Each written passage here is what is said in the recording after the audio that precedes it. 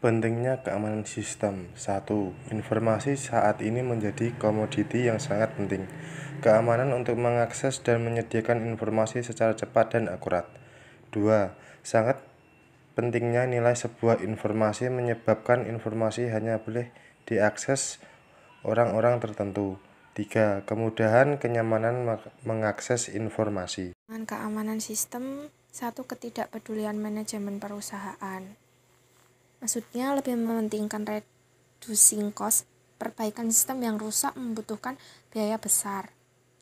2. Tidak adanya perencanaan awal, kebutuhan budget yang besar secara tiba-tiba.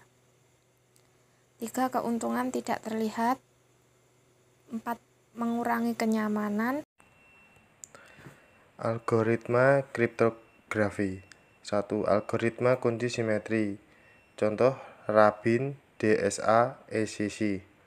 2. Algoritma kunci publik. 3. Fungsi hash.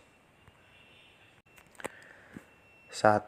Least Significant Bit Insertion atau bisa disebut LSB. Metode yang digunakan untuk menyembunyikan pesan pada media digital tersebut berbeda-beda. 2. Algorithm and Transformation. 3. Redundant Pattern Encoding. 4. Spread Spectrum Method. Public key infrastruktur menggunakan dua kunci kriptografi yang disebut sebagai private key dan public key.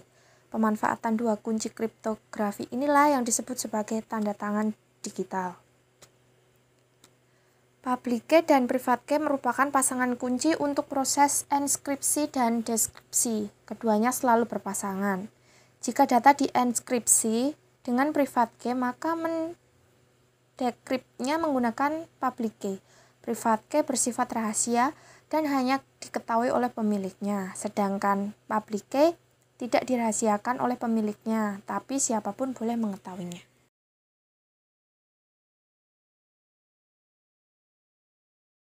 Satu, salah desain. Umumnya jarang terjadi, akan tetapi apabila terjadi sangat sulit untuk diperbaiki.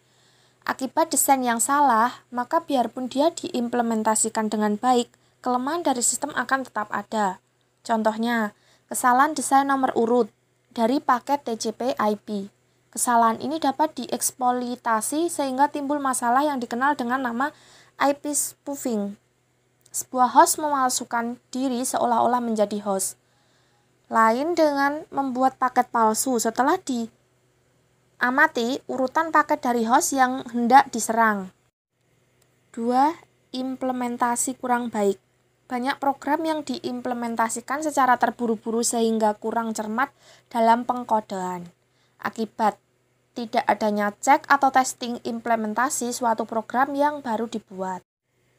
3. Salah konfigurasi. Contoh, berkas yang semestinya tidak dapat diubah oleh pemakai secara tidak langsung menjadi readable. Apabila berkas tersebut merupakan berkas yang penting, seperti berkas yang digunakan untuk menyimpan password, maka efeknya menjadi lubang keamanan. Kadangkala sebuah komputer dijual dengan konfigurasi yang sangat lemah. 4. Salah menggunakan program atau sistem. Contohnya, kesalahan menggunakan program yang dijalankan dengan menggunakan akun root atau super user dapat berakibat fatal. Fungsi firewall yaitu mencatat lalu lintas jaringan, mengatur autentifikasi akses data, memblokir lalu lintas yang tidak aman, memblokir program jahat yang bisa menginfeksi komputer.